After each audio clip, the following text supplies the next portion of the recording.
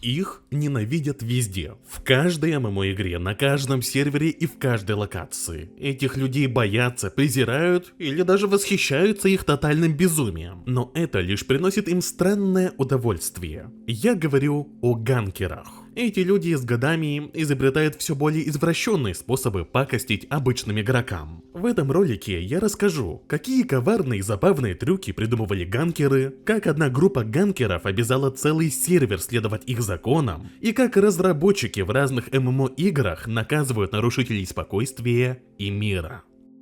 Все новое – это хорошо забытое старое. Способов ганкинга это тоже касается. Ганкеры могут поджидать игроков в самых неожиданных местах. Вернемся в старые дополнения. Есть корабли, транспортная артерия Азерота, которыми пользуются даже те, кто давно прокачался. На этих кораблях игрока могли встретить пираты, а вернее разбойники, которые переоделись в пиратов. Им нужно было лишь одно – кровь путешественников. Как только корабль отправлялся в путь, пират-разбойник выходил из тени и убивал бедных путников. И знаете, забавно то, что даже годы спустя на тех же кораблях можно было встретить тех же пиратов. Пару месяцев назад я рассказывал, как группа игроков классики решила захватить корабль. Они нарядились в пиратов, спрятались в трюмах, чтобы пока корабль находится у пристани их не было видно. И когда корабль отчаливал, они выходили и окружали бедных, одиноких путников Альянса. Так что хоть этому развлечению уже много лет, забавным оно не перестает быть. Еще одно развлечение, которое придумали ганкеры старых дополнений, использовать мобов в качестве ловушек. Вот что делать, если ты не можешь напасть на нефлагнутого игрока, а убить его хочется. Решение было найдено охотниками, и перенесемся мы для этого в 2006 год.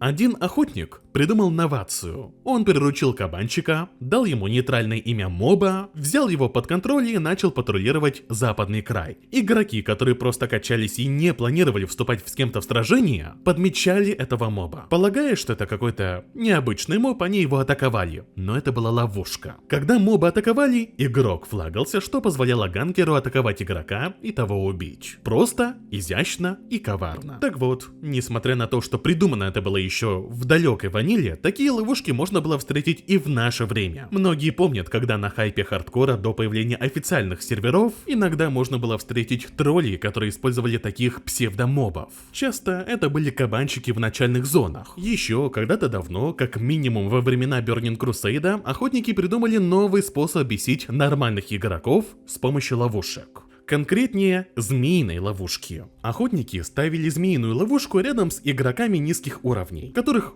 по-обычному атаковать они не могли. Далее нужно было заставить рандомного моба зайти в эту ловушку. Когда моб попадал в эту ловушку, она активировалась и заодно убивала рандомного игрока, который просто стоял рядом. В общем, охотники умели развлекаться. Но перенесемся в наше время. В какой-то момент игроков хардкора было сложно удивить псевдомобами охотников или даже игроками, которые сами притворялись мобами, предварительно надев аутентичные вещи. Но гриферы находили способы бить в одно из самых больных для игроков места – их банковских персонажей. Ввиду некоторых ограничений классики, игроки часто используют лоу-левельных банковских альтов, которые стоят где-то в центре столицы, принимают или отправляют вещи, или просто являются чем-то вроде большого склада разного хлама. Используются такие персонажи как гильдейми, как эдакое подобие гильдейского банка, так и самыми обычными игроками. Тем более, если шанс потерять обычного персонажа в хардкоре есть всегда, то банковский персонаж, по идее, всегда находится в безопасности. Правда, так кажется на первый взгляд. На старте хардкорных серверов гриферы придумали использовать гоблинские мортиры, а вернее то, как они перезаряжаются. Чтобы совершить перезарядку гоблинской мортиры, игрокам нужно сделать крафт этой перезарядки. Все бы ничего, но есть небольшой шанс, что произойдет осечка, и вместо успешного крафта произойдет небольшой взрыв. Вот это и произошло с данным игроком. Его персонаж просто стоял в столице и бац! Теперь он труп. И целый ряд вещей был потерян в одно мгновение. Кстати, то, что гоблинские мортиры могут наносить урон по союзным игрокам, привело к одной забавной ситуации на одном хардкорном турнире.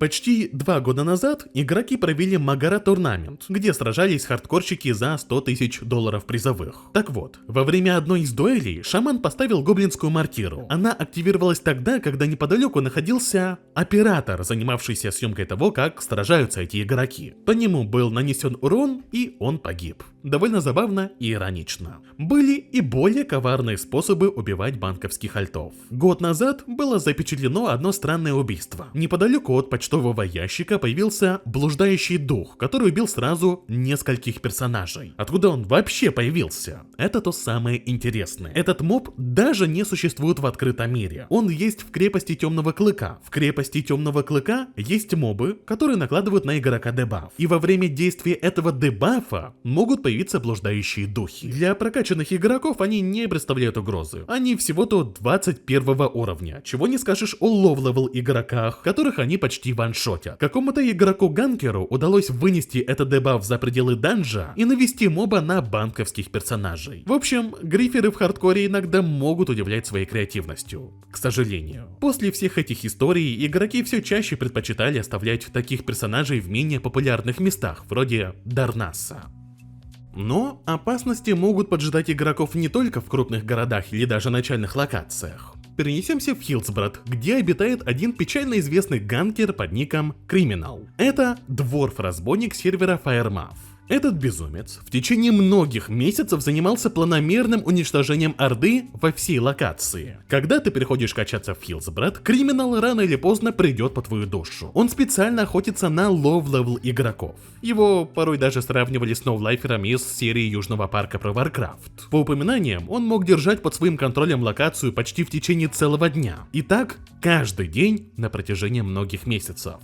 Чаще всего его можно было встретить на полях Хиллсброда, в небольшой деревеньке. Там ордынцы имеют ряд квестов, а игроки Альянса могут свободно перемещаться, так как местные жители не будут их атаковать. Ни о мотивах, ни о истории этого игрока нам ничего не известно. Зато на него игроки периодически жалуются на форумах и описывают его как досадную проблему. В одном из постов Криминала описывали как ганкера, который перешел все адекватные рамки. На момент того поста Криминал занимался ганкингом в Хиллсброде около 4 месяцев. Я знаю, что это PvP сервер, но это просто ужасно. Я играл с вечера до 3 утра и зашел утром в 7:30, и он все еще был там. Некоторые ордынцы пришли мне на помощь, но он сапнул и просто убил лоу-левел персонажа и убежал. А другой человек взаимодействие с Криминалом описывал более эмоционально. В последние несколько дней все стало настолько плохо, что я не могу выполнять свои квесты. Так что я не могу играть просто потому, что этот парень любит троллить. Так что, пожалуйста, люди, помогите мне забанить этого парня, который каждый день пытается испортить людям игровой опыт.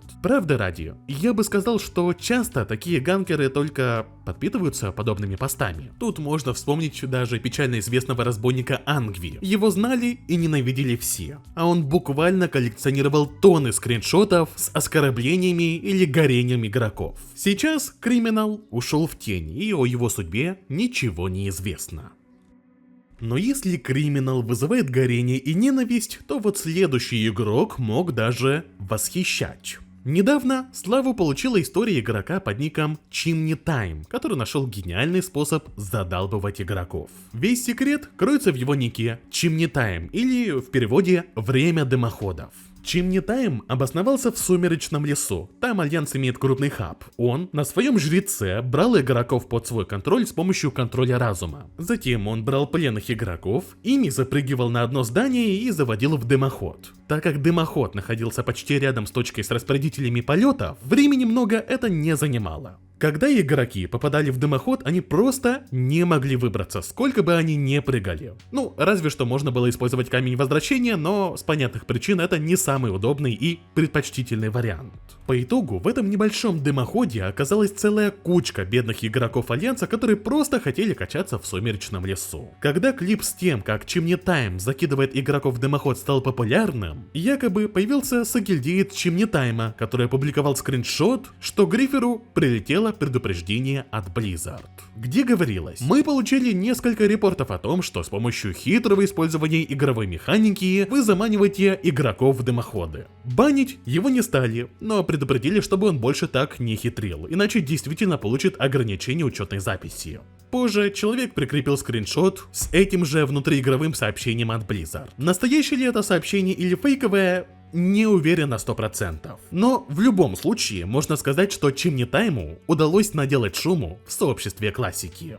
Кстати, чем-то похожая история произошла в другой ММО-игре Black Desert Online. Там был один ганкер под ником Кимочи. Кимочи по какой-то причине ненавидел РПшеров. Он постоянно на них охотился, проявлял к ним агрессию. А после успешных убийств РПшеров, как вишенка на торте, писал «Смерть РПшерам». Те, понятное дело, его не взлюбили. Особенно учитывая, что его целью были абсолютно нейтральные игроки, которые никого не трогали. Тут еще стоит отметить, что система убийств в БДО немного отличается от Варкрафта. У игроков есть карма. За убийство других игроков ты теряешь карму. Чем ниже карма, тем больше ограничений во взаимодействии с другими игроками и NPC ты можешь получить. Вплоть до того, что твоего персонажа могли буквально посадить во внутриигровую тюрьму. Поэтому терять карму вредно. Но Кимочи так ненавидел РПшеров, что ему было это безразлично. Когда по нему прилетело много репортов, игровой мастер прислал ему необычное сообщение, где перечислил грехи Кимочи, а также выставил ультиматум. Так как Кимочи устроил кампанию против РПшеров, теперь он сам будет вынужден им стать. У Кимочи есть ровно 24 часа, чтобы написать на 501 слово, ни больше ни меньше, историю своего персонажа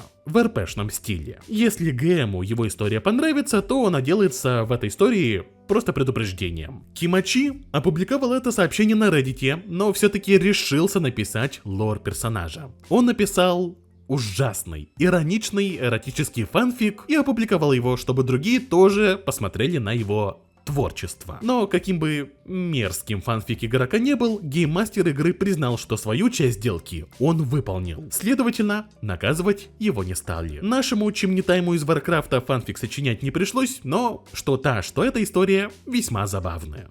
Еще одна забавная группа идеологических фанатиков-ганкеров появилась на просторах игры EVE Online, и именовали они себя Новым Орденом. Их цель — очистить игру от неверных игроков, которые не подчиняются их правилам. Они буквально составили целый свод правил и законов, которым должны следовать игроки. А чтобы информация дошла до всех, кодекс был переведен на 9 языков, не считая английского. Чего они добивались? Игроки с Нового Ордена устали, что просторы EVE Online заполонили АФК игроки. В первую очередь это касалось майнеров. Как и в Варкрафте, игроки в EVE Online могут фармить ресурсы и руду. И делается это в полу-АФК режиме. Иногда вообще можно пойти смотреть сериальчик на фоне, пока персонаж фармит ресурсы. Члены Нового Ордена считали, что игроки должны играть в игру, а не простаивать вдали от клавиатуры. С одной стороны, это выражалось в том, что они тотально презирали ботов и скриптеров. Тут их вполне можно понять, в Варкрафте к ним отношения тоже не очень. Но от их действий страдали просто игроки, которые фармили ресурсы в АФК режиме и ничего грешного не делали. Члены Нового Ордена устраивали охоту на майнеров,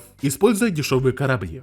Почему? Потому что охота велась в том числе в хай-секе. В игре есть 3 уровня: 0-сек, лоу-сек и хай-сек. Если в лоу-секе ты представлен только сам себе и на помощь тебе никто не придет, то в хай-секе, условно безопасной зоне, на любого, кто попытается нарушить порядок, быстро натравятся местные полицейские, которые убьют нападавшего. Ну, что-то вроде гоблинов-стражников из Прибамбаска. Дешевых кораблей более чем достаточно, чтобы за пару секунд убить майнеров. Ну а когда придет возмездие, то им будет не особо жаль потерять свои корабли. В сторону Нового Ордена лились бесконечные оскорбления, но их мнение было таким: чтобы отбиваться от их атак, много ума не надо, достаточно находиться у клавиатуры. Не хочешь умирать? Тогда следи за тем, что происходит на экране. Очевидно, что их догматы вызывали симпатию не у многих, но они стояли на своем, и на момент 2015 года, по их словам, им удалось нанести урон на 4 триллиона исков, или